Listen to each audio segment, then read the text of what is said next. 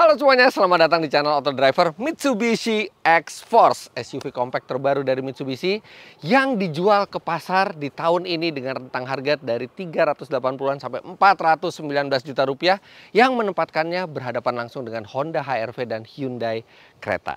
Di video kali ini kami sudah bisa meminjam X-Force dalam jangka waktu yang panjang sehingga bisa menginformasikan kepada Anda bagaimana rasa berkendaranya, bagaimana performanya, bagaimana konsumsi bahan bakarnya, apa saja kelebihannya dan kelemahannya sebelum Anda memutuskan untuk membeli mobil ini. Inilah review lengkap dari Mitsubishi X-Force.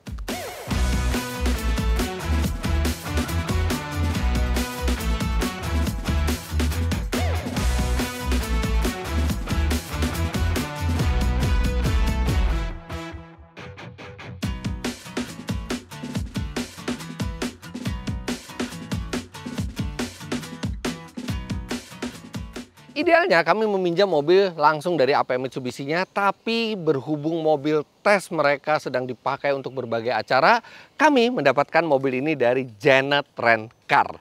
Jadi Janet Rent Car ini koleksinya sangat komplit ya, hampir semua jenis mobil ada, dari mobil yang LCGC sampai premium sekalipun mereka bisa menyediakannya. Dan untuk keterangan lebih lanjut mengenai Janet Rent Car, Anda bisa langsung cek Instagram mereka di rentjanet.id. Terima kasih Janet Rent Car sehingga kami bisa membawa mobil ini, dan di video kali ini saya akan fokus ke rasa berkendaranya karena kami sudah pernah membuatkan video first impressionnya dan first drive dari mobil ini, tinggal tersisa tes lengkapnya. Jadi saya akan highlight aja. Untuk bagian eksterior ini benar-benar sangat mirip dengan mobil konsepnya, yaitu Mitsubishi XFC Concept, bahkan namanya pun mirip, X-Force. Dan tidak bisa ditampik, walaupun secara proporsi dia tidak se-ekstrim mobil konsepnya, tapi detail-detail desain lampu depan yang berbentuk T-shape seperti ini dengan headlight yang pipih di bawah DRL-nya, kemudian bagian sampingnya dan bagian belakangnya membuat mobil ini yang tampilannya paling modern dan paling keren di kelasnya. Well, debatable karena desain adalah sesuatu yang subjektif, tapi menurut kami desain dari X-Force ini di bagian luar sangat-sangat positif. Apalagi untuk bannya juga dia sudah menggunakan velg 18 inci yang besar, dan ini bannya menggunakan Dunlop SP Sport Max yang artinya ini ban yang sporty. Ini salah satu top of the line-nya Dunlop untuk ban yang memberikan performa yang baik pada saat bermanuver. Jadi secara tampilan velgnya proporsional, kemudian bodinya juga futuristis dan keren, terutama dengan desain lampu-lampu berbentuk garis yang bukan hanya di depan tapi juga di belakang, membuat mobil ini berkesinambungan desainnya dari depan sampai belakang. Ini kap mesinnya berat, jadi benar-benar kokoh ya, ini rigid sekali kap mesinnya. Oke, mesin sendiri bukan mesin baru, ini adalah mesin yang sama dengan yang digunakan di Mitsubishi Xpander, 4 silinder 1500 cc injection dengan tenaga 105 PS dan torsi 141 Nm yang disalurkan ke dua roda depan lewat transmisi CVT. Jadi secara figur tenaga mobil ini bukan yang terbesar di kelasnya, tapi kalau melihat track record dari mesin ini ketika dipasangkan di Xpander, dia sangat irit. Apalagi kalau dipasangkan di X-Force yang secara bodi lebih ringkas dibandingkan Xpander. Tapi nanti akan kita lihat pada saat kita melakukan tes jalan. Bagian belakangnya clean ya, simple. Utamanya juga karena tidak ada tuas untuk membuka bagasi di sini, tapi disembunyikan di bagian bawah sini. Dan ini bagasinya sudah elektrik untuk yang tipe Ultimate, dan kapasitas bagasinya besar. Serta bangku tengah itu bisa dilipat 40-60 untuk menambah leganya penyimpanan. Bahkan lantai bagasi ini juga bisa diturunkan lagi ke bawah, menempel dengan ban serep dan menimbulkan space yang lebih besar lagi di bagasi. Jadi secara kepraktisan mobil ini bisa dibilang baik dan tidak kalah dibandingkan rival-rivalnya.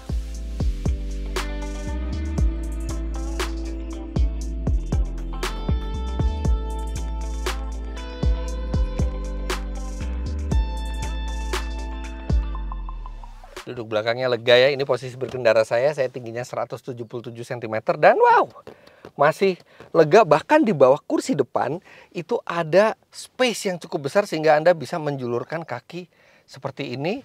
Kemudian joknya ini juga bisa di reclining. Recliningnya ini bisa sampai rebah sehingga akan sangat nyaman untuk perjalanan jauh sekalipun.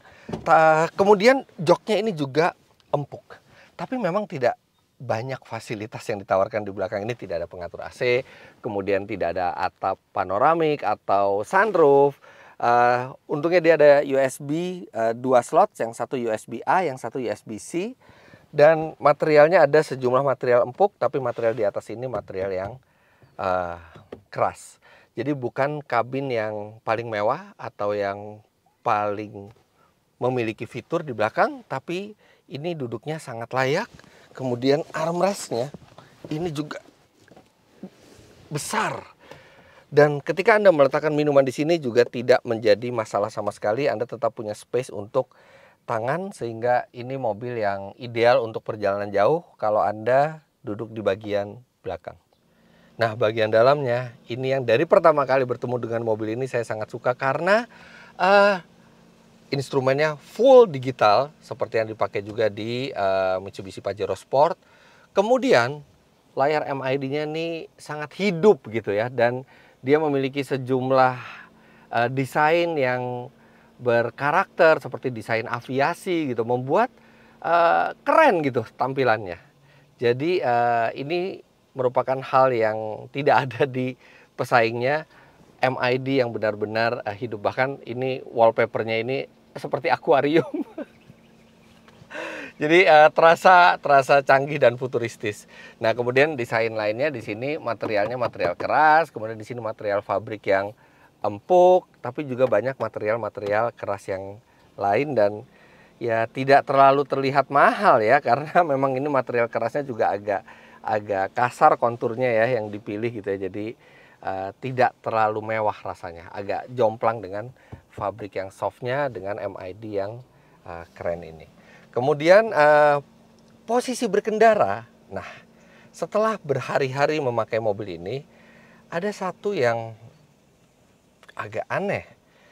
Yang pertama, ketika setir diluruskan, dia jatuhnya titik tengah setir ini tidak persis di tengahnya kursi, agak ke kiri sedikit. Kalau saya tidak melihat, ini rasanya normal-normal aja, tapi ketika melihat ke bawah, kebetulan kursinya juga ada garis, loh kok ini agak offset ke kiri ya, seperti yang terjadi di Mercedes-Benz. Tapi nggak terlalu mengganggu. Secara keseluruhan yang mengganggu adalah posisi duduknya yang walaupun bisa diatur tinggi rendah, tapi di posisi terendahnya pun untuk saya, ini saya masih merasa terlalu tinggi. Mestinya dia bisa lebih rendah lagi. Rival-rivalnya bisa lebih rendah dari ini, tapi ini tidak. Nah, untungnya untuk pengaturan setir dia bisa tilt dan teleskopik, walaupun teleskopiknya tidak terlalu jauh ya jangkauannya. Andaikan dia bisa bertambah lagi 2-3 cm, maka akan menimbulkan posisi berkendara yang benar-benar ergonomis. Jadi dari sektor posisi berkendara dia bukan yang terbaik di kelasnya, masih memadai, masih cukup ergonomis, tapi sebenarnya bisa lebih baik lagi kalau teleskopiknya bisa lebih mundur sedikit dan kursinya bisa lebih rendah lagi. Minimal untuk orang yang tingginya 170 cm ke atas akan mendapatkan posisi berkendara yang lebih ideal jika kedua hal tadi dilakukan oleh Mitsubishi. AC di mobil ini sudah dual zone, kemudian juga dilengkapi dengan Nano X yang membantu membersihkan dan meningkatkan kualitas udara di dalam kabin. Rem parkir sudah elektrik dengan fitur auto hold, kemudian dia juga memiliki drive mode. Nah, drive mode-nya ini tidak ada drive mode yang untuk sport. Dia hanya normal, wet, gravel, dan mud. Jadi memang mobil ini disiapkan oleh Mitsubishi untuk fleksibel ke segala medan, walaupun penggeraknya dia masih front wheel drive ya, bukan all wheel drive. Tapi yang menyenangkan ketika Anda mengubah drive mode, di sini keluar bentuk mobil dan ini adalah XFC konsep ya. Jadi kelihatan keren sekali gitu, actionnya di lumpur menggugah adrenalin Anda untuk mencoba mobil ini di luar jalanan aspal. Kemudian satu highlight lagi di mobil ini adalah audionya yang menggunakan audio branded. Tidak banyak pemain di kelas ini yang menggunakan audio branded, hanya Hyundai yang punya satu pilihan untuk audio Bose di kereta. Tapi Honda HR-V tidak memiliki opsi audio premium, dan X-Force ini dia menggunakan Yamaha yang itu juga memberikan dentuman bass serta kejernihan suara yang jauh lebih baik dibandingkan audio standar pada umumnya. Untuk setir, pengaturan audionya ada di kiri, dan di kanan ini ada pengaturan untuk cruise control. Tapi memang adaptive cruise control, lane keep assist, lane following assist, fitur-fitur radar tersebut belum ada di mobil ini. Hanya ada sedikit fitur radar seperti rear cross, traffic alert, serta blind spot monitoring. Tapi mobil ini belum memiliki fitur radar yang lengkap seperti yang dimiliki oleh rival-rival di rentang harga 400 jutaan rupiah. Untuk penyimpanan, mobil ini cukup memadai. Dia punya glove box yang lumayan besar ukurannya. Kemudian di bagian konsol juga ada tempat untuk menyimpan sesuatu atau meletakkan handphone Anda kalau ingin di-charge secara wireless. Kemudian cup holder ada 2 di tengah, ada 1 di masing-masing pintu, sehingga di depan itu ada 4 buah cup holder. Kemudian laci ini juga cukup besar. Kemudian ada satu peranti di sini yang ini bukan standar dari X-Force, tapi merupakan genuine aksesoris yang ditawarkan oleh Mitsubishi. Ini adalah dashcam Blackview DR770X 1 channel. Jadi ini adalah merek dashcam yang dipercaya oleh Mitsubishi sebagai genuine aksesoris mereka, dan Anda bisa langsung beli dari dealer Mitsubishi juga. Bahkan Anda juga bisa expand menjadi 2 channel di belakang sehingga Anda bisa memantau bagian depan dan belakang. Nah, dashcam Blackview ini memang memiliki banyak kelebihan. Yang pertama, garansinya panjang sampai 18 bulan. Kemudian dia tahan panas sampai 80 derajat Celcius, serta dia memiliki lensa dan software yang pintar sehingga dia bisa beradaptasi ketika bagian luar mobil yang tertangkap kamera itu dalam keadaan terang atau gelap. Dia akan langsung menyesuaikan untuk menghasilkan gambar yang jernih. Nah, nantinya dalam proses review mobil ini, sebagian gambar dari dashcam Blackview DR770X 1 channel ini juga akan dipakai di videonya Auto Driver karena kualitas gambarnya sudah sangat-sangat baik. Kemudian dia juga sudah memiliki mode parking atau parking mode built-in. Jadi tidak perlu peranti tambahan, dia sudah ada di dalam peranti ini. Jadi kalau Anda parkir, dia akan bisa merekam sekitar. Anda juga bisa menggunakan parking timernya 1 jam, 2 jam, 3 jam atau terserah Anda, dan dia akan merekam. Dan kalau terjadi benturan atau ada yang menabrak mobil Anda pada saat parkir, dia juga memiliki notifikasi. Jadi begitu Anda masuk, langsung ada notifikasi terjadi benturan pada saat parkir. Dan Anda juga bisa langsung cek footage-nya kapan terjadi benturan tersebut. Nah, melihat footage itu kita bisa dari handphone, dan sangat-sangat mudah mempairing dashcam Blackview ini. Benar-benar seamless. Kemudian dia juga punya teknologi substream, jadi buka video itu cepat tanpa lag. Dan dia juga memiliki WiFi yang canggih. Jadi ketika aplikasi ditutup dan pindah ke aplikasi lain, nggak perlu repot-repot putusin koneksi WiFi, langsung bisa akses aplikasi lain tanpa terganggu koneksi internetnya. Nah, Anda juga tidak harus memiliki Mitsubishi X-Force dulu untuk memiliki dashcam Blackview DR770X 1 channel ini atau dashcam Blackview yang lainnya. Anda tinggal follow atau lihat di Instagram mereka di sini, dan Anda bisa melihat sejumlah dashcam dan Anda bisa pilih mana yang cocok untuk mobil Anda. Sekarang kita akan langsung berjalan untuk merasakan bagaimana impresi berkendara dari X-Force ini. Sebelum kami menyampaikan tentang impresi berkendaranya, kami lajukan terlebih dahulu mobil ini ke SPBU Shell untuk diisikan bahan bakar berkualitas, yaitu Shell V-Power Nitro Plus. Shell V-Power Nitro Plus adalah bahan bakar beroktan 98 dengan standar Euro 4 yang menjadikan mesin lebih bertenaga dan akselerasi lebih cepat. Performa kendaraan pun tetap maksimal, baik dalam kondisi jalan yang lancar maupun saat terjadi kemacetan. Teknologi baru Shell V-Power Nitro Plus dirancang untuk membersihkan 100% endapan di bagian vital mesin dan mencegah terjadinya penumpukan endapan di masa mendatang, serta memberikan perlindungan tak terkalahkan dari korosi. Shell V-Power Nitro Plus, mesin lebih bertenaga, akselerasi lebih cepat. Setiap kali isi bahan bakar di Shell, saya selalu gunakan Shell Go Plus dari aplikasi Shell Asia. Jadi setiap kali kita isi bahan bakar langsung mendapatkan poin. Nanti kalau poinnya sudah banyak kita bisa tukarkan dengan beragam macam hal.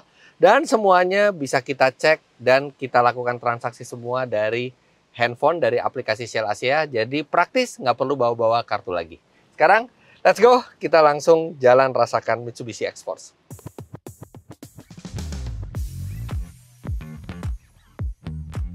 Terus terang, membawa mobil ini di jalanan memberikan rasa percaya diri. Tidak, saya belum membahas pengendaliannya. Tapi tanpa bermanuver pun mobil ini bikin pede. Iya, itu karena bentuknya, parasnya yang ganteng di eksterior. Bener-bener keren kelihatan dari luar, jadi Anda bangga gitu karena Anda yang berada di dalam mobil ini. Kemudian di dalamnya, ini juga bukan hanya keren tampilan dari entertainment sistemnya, tapi juga memberikan kesan mewah sehingga menyenangkan, dan itu membuat Anda ketika mengendarai mobil ini tuh moodnya menjadi bagus. Oke, sekarang saatnya kita bicara data dan tes. Apakah performanya sesuai dengan tampilannya yang gagah dan dinamis? Sayangnya untuk akselerasinya tidak. Dia nggak bisa dibilang kenceng. 0-100 km per jam dalam 12,4 detik. Ya mungkin karena tenaganya juga bukan yang terbesar di kelasnya. Tapi kalau kita bicara handling, wow, ini handlingnya bagus. Nggak tajam kayak mobil sport ya. Tapi sangat terprediksi mobilnya. Dan sistem AYC-nya, Active Yaw Control-nya yang khas Mitsubishi, itu benar-benar bisa mengatur traksi, mengatur tenaga, dan mengaktifkan rem secara individual dan sedikit-sedikit untuk menghasilkan traksi yang baik ketika menikung. Bagus handlingnya. Handlingnya tuh soft, tidak tajam, tapi terprediksi. Pengendalian yang baik biasanya diiringi dengan suspensi yang kaku. Apakah itu juga terasa di X-Force? Iya, cukup terasa. Tapi masih masuk batas toleransi. Ya karena dia memiliki pengendalian yang baik, walaupun ground clearance mobil ini tinggi. Karena biasanya ground clearance tinggi, ingin memiliki pengendalian yang baik, itu bantingannya harus keras sekali. Tapi ini ya oke lah, masih masuk batas toleransi. Nggak masalah ketika melewati polisi tidur, tapi ketika ada gelombang kecil-kecil di jalan ya dia cukup terasa. Mungkin juga ini pengaruh dari penggunaan ban sport yang profilnya rendah. Di sisi lain, suspensi ini juga membawa rasa percaya diri karena dia kokoh dan tangguh gitu. Kita mau isi penuh orang 5 dengan barang juga tidak terasa lemah sama sekali suspensinya. Apalagi melibas jalan yang bergelombang di kecepatan tinggi gitu ya, di mana gelombangnya itu cukup besar, suspensi ini mampu meredam dengan sangat baik. Ya mungkin karena memang suspensi ini ada turunan dari Mitsubishi Lancer Evolution ya, terutama yang bagian belakang itu, jadi terasa sangat baik dalam meredam kerusakan jalan atau meredam gelombang jalan yang cukup besar, terutama untuk suspensi belakangnya. Jadi bisa dibilang melibas jalan yang tidak rata gitu ya, di kecepatan yang lumayan tinggi, itu terasa lebih aman dengan settingan suspensi seperti ini. Tidak empuk, tapi tetap terasa dewasa. Namun satu yang mengagumkan dari X-Force ini adalah konsumsi BBM-nya. Ya, ini sudah diduga dari pengalaman sebelumnya mesin ini ketika menggerakkan expander. Dan dari hasil tes kami, mobil ini di dalam kota dengan kecepatan rata-rata 22 km per jam dengan gaya mengemudi yang normal ya. Maksudnya tidak melakukan akselerasi mendadak dan pengereman mendadak terlalu banyak. dia bisa mencatatkan angka 13,8 km per liter. Bahkan di tol, dia bisa 20,3 km per liter. Menyenangkan, irit sekali. Mitsubishi X-Force bisa diandalkan untuk perjalanan dekat maupun jauh, jalan halus atau bergelombang sekalipun. Tapi harus diakui ada sejumlah hal yang agak mengganggu di mobil ini. Yang pertama, tidak ada tempat yang cukup layak untuk meletakkan tools atau bahkan segitiga pengaman seperti ini. Jadi Anda tidak mungkin meletakkan di sini karena akan terganjal bagasinya. Bagian sini juga tidak cukup. Akhirnya satu-satunya cara adalah Anda menyelipkan di dekat ban serep, dan ini juga masih sedikit menonjol, jadi agak sedikit menahan, dan kadang-kadang ketika Anda lewat jalan rusak agak sedikit berbunyi. Jadi tidak ada tempat yang cukup proper untuk tools dan segitiga pengamannya. Mobil ini tampilan luar dalamnya modern dan futuristis, tapi tidak dengan lampu kabinnya yang masih menggunakan bohlam berwarna kuning. Kemudian yang berikutnya adalah, kurang fitur radar mobil ini, walaupun ada untuk blind spot monitoring ke belakang gitu ya.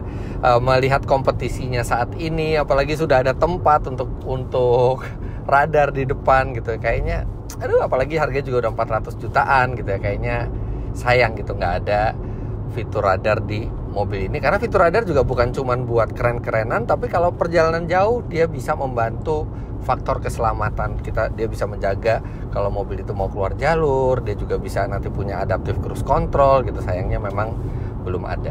Kemudian hal berikutnya, ya ini yang cukup mengganggu saya dan mungkin Anda yang tingginya di atas 170 cm, adalah posisi duduknya. Ini udah posisi paling rendah, masih ketinggian.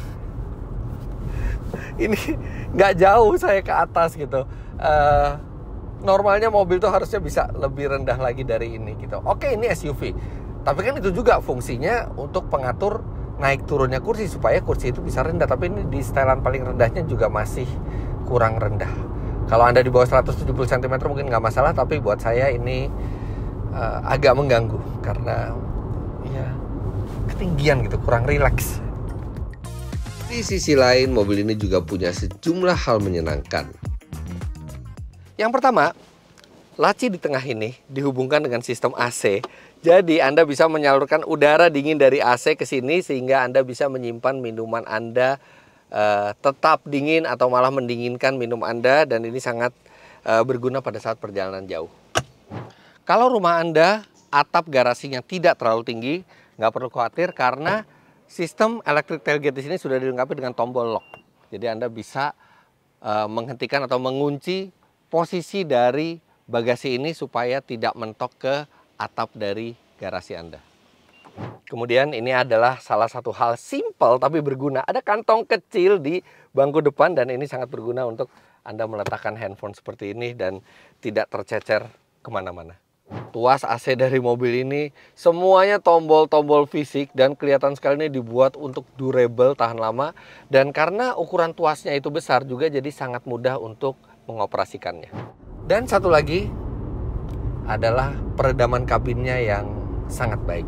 Jadi peredaman dari luar itu benar-benar minim masuk ke dalam kabin. Bahkan ini bannya ban sport, tapi kebisingannya juga tidak terlalu banyak masuk ke dalam kabin. Harus diakui, perjuangan X-Force di kelas compact SUV akan sangat berat. Rival-rival di kelas ini juga memiliki sejumlah hal yang tidak dimiliki X-Force. Iya, harus diakui, balik lagi, rivalnya yang terberat dari Honda dan Hyundai memiliki mesin dengan tenaga lebih besar dan akselerasi yang lebih baik. Kemudian posisi duduk rivalnya lebih baik minimal untuk saya, dan rivalnya juga sudah menggunakan fitur radar yang lebih lengkap. Tapi ya kalau mau fair, X-Force juga punya sejumlah fitur unik yang mungkin tidak semua rivalnya memiliki. Yang jelas dia ground clearance-nya paling tinggi sehingga dia lebih fleksibel ke segala medan, apalagi sudah dilengkapi dengan mode berkendara yang fokusnya ke off-road. Kemudian tampilan layarnya ini juga yang termewah yang ada di kelasnya, serta konsumsi BBM-nya yang irit. Tidak mudah memang bagi X-Force untuk mendobrak raja di kelas compact SUV ini. Bahkan Hyundai kuat posisinya tapi belum bisa mendobrak Honda. Tapi setidaknya Mitsubishi memberikan alternatif yang berparas menarik di luar interior yang keren di bagian dalam di kelas compact SUV ini. Jadi kita memiliki lebih banyak lagi alternatif sesuai dengan kebutuhan dan selera kita.